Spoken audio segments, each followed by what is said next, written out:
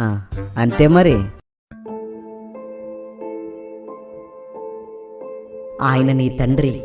నువ్వు బాధల్లో ఉంటే నిన్ను చూసి సంతోషించేవాడు కాదాయన. నువ్వు ఆపదలో ఉన్నప్పుడు ఆయన నీకు సమీపంగానే ఉన్నాడు. నీ కష్టాలను ప్రభు చూస్తున్నాడు. నీ కన్నీళ్లను ప్రభు తుడుస్తాడు. ఎంతకంటే ముఖ్యముగా నీ పాపమనే అప్పును ఆయన తీర్చాడు.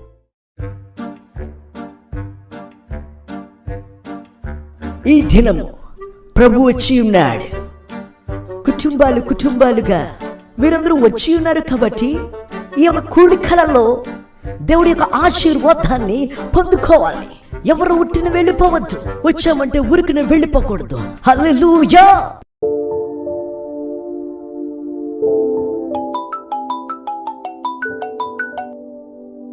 హలో, డైలీ లేబర్ గారు. హలో అయ్యగారు, చెప్పండి. మా పాపకి జ్వరం అయ్యగారు, కొంచెం ప్రార్థన చేస్తారా?